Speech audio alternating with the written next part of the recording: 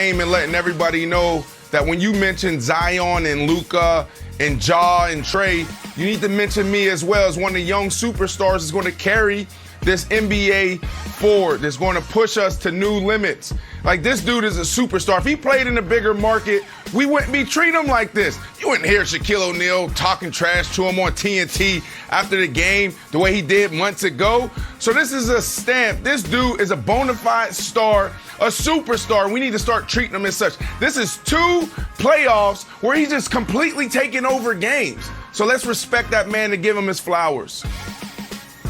All right, my answer is not surprising. I'll explain that in a moment. But first, speaking of giving flowers, by the way, what a year for 1-800-Flowers and local boutiques and florists. Everyone's getting flowers. That's the new thing everybody's getting. It used to just be funerals and weddings. Now everybody's getting flowers. Yeah, you don't want to wait. But I would like to give flowers to one. I get it. I understand. I would like to give flowers to Brandon Marshall.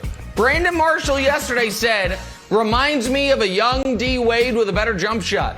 Do you know who co-signed that take late night on Twitter? Ooh. None other than LeBron Raymond James. The great tweeter Cuffs the Legend pointed out that comparison. LeBron replied and said it's feeling like it. So good job, Brandon. I say it's not surprising, Wilds, because he's played 30 career playoff games. This is the 6th time he's gone for more than 35. And that's so 20% of his playoff games, he does something like this. You pointed this out also yesterday, Wilds. He was like, hey, he's the greatest playoff scorer, top 5 all time. So I guess it's not surprising. Yeah, I'm going to give Brandon some flowers. Brandon, you got to send me your address. I'm actually going to deliver a beautiful bouquet because my answer is D-Wade-esque too. But for a little bit of a different reason. I think this is the ascension of D-Wade. So when D-Wade got drafted, like, oh yeah, he's good. You know, he's like the 5th best guy there. You got Bosh, you got LeBron, you got Melo, you got Darko. He's supposed to be good. It turns out he wasn't so good. But then he's sort of like the kid. He's like started to become like, oh, he's good. He's really good. And it's like, hold on, he's a star. I was like, hold on, he's one of the best players in NBA history. We are getting close to that with Donovan. The other night on NBA TV, Isaiah Thomas, like, he's one of the best one-on-one players we've ever seen in the NBA. So the legend of Donovan just keeps growing and growing and growing. Yeah. I don't know what the ceiling is, but whatever it is, there's going to be flowers involved. High point. Head to Milwaukee. All right. Nets Bucks. I need PJ 10 Tucker, minutes here, guys. Kevin Durant. Getting into it in the third quarter of this game. I need not. 15 seconds just to finish this. They shared some nice words. I'm sure nice to see you. How you doing? It's great to match wits with you. Security guard came down to the floor to have to separate them. Brandon, the KD PJ Tucker scuffle was blank. It was captivating. I mean, this was really intense. It was great. PJ Tucker is a bad man. This is a dude that you don't want to mess with. You know, a lot of times when you see our superstars get in little scuffles, whether it's LeBron James, you know, you got Steph Curry at times, you never take it serious. They never cross the line. These are great guys. But last night, it was captivating because it was like, wow, this could potentially happen. Someone could throw a punch. And then all of a sudden, you see like 20 security guys coming in with blue shirts and green shirts, black shirts. That's they where I know what gotta they're jump about to in. fight. This was so Brandon, good. that's where I gotta jump you in. bet not. Okay, go ahead. Go ahead. Brandon, this is no, I'm not going to make you mad here. Trust me. This is absolutely infuriating.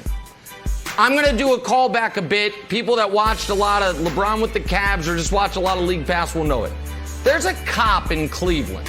He's in full uniform at these games that whenever players start jawing, he runs on the court and puts his hand on his hip like there's about to be some major disturbance. He doesn't. And I've always watched, yes, he does. I've always watched him and like, what is this guy, what does he think's going to happen here? This is the escalation of that. And if PJ is not mad at KD anymore. He's mad at that fella in the black who ran on and bodied him like he's a bouncer at a club. Listen, arena security. I know the NBA has enhanced it.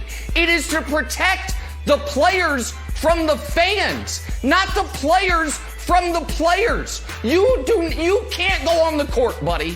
What are you doing? But Nick, could have been a memo. In black. I don't know, but watch the guy Mr. in Silver. blue, Brandon. The guy in blue then tells the guy in black, "What are you doing? What are you doing, buddy? You're not here to run up on PJ Tucker." These guys both went to Texas. They played each other for years. Nothing bad's gonna happen. Fella in black, calm down. Calm down, arena security. Yeah, I thought it's no good, Brandon. I thought it was interesting, but the first thing that came to my mind was maybe because it's the playoff time and there's so many eyeballs globally on the game that the NBA said, you know what, make sure it doesn't escalate and go too far. And that's every single game. So that's the first thing that I thought about when I saw the security rush the court that way. But Wilds, as is often the case, you know what causes the escalation? The folks whose job in theory it is to de-escalate. He's running in their body and folks, PJ Tucker ain't having that. So no, this really made me mad. Katie and PJ Tucker are just talking to each other. These guys have no business running between them. None whatsoever. That's Nick right. is so That's fired right. up. I think it's I think Michelle Roberts gets involved here. I don't think it's super funny, to be honest with you. I think it's actually a problem where, like, I know it didn't happen, but nothing ever happens till it happens. Like, you could easily, like, hit PJ Tucker and have him fall and have him get injured. Not to be, like, the grandma, like, overly worried. But No, you that's can't right. have security doing this. I think the Players Association gets involved and talks to Adam Silver, and it's another security miscue from the NBA. Not great. Yeah, I totally agree. Made it a little bit more intense. It's I not what like we're it. here for. I like All right. it. I like it. We're going to take a bit of an awkward turn. Kevin Wilds has some weird and wonderful stuff from our national pastime. Check out Marlins first baseman Jesus Aguilar last night, forcing out Raimel Tapia and walks him back to the Rockies dugout. This is just lovely. It's nice to see that. It's just great. But Wilds, what else you got for us equally as great? Oh, we're heading up to Fenway. Red Sox, Astros. Devers up at the plate.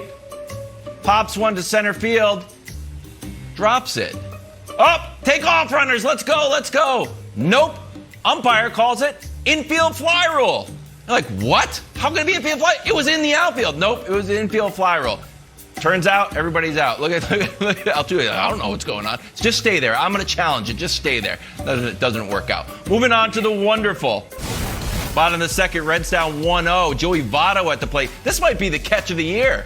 And I know a lot of people are out there saying the mom yesterday had the catch of the year. The kids strike back. Oh, the existential battle between parents and children. And children take the lead. Great job, buddy. Fantastic catch. Look, you got it. Great job.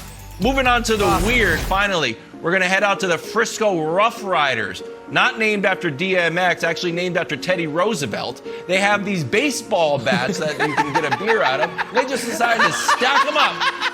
Great job. I'll be out there shortly. And that's your weird and wonderful from the National Pastime Jet. Is that true, Wilds? Wilds, the Named minor after Teddy? league baseball Yes. beer content Yes. has been A+. Teddy last Roosevelt couple is in of the days. logo. Gotta dive into Game 2 Clippers Jazz because our old friend Chris Broussard is stopping by. Can his Clippers rally from His yet another Clippers? 0-2 hole? Oh! His Clippers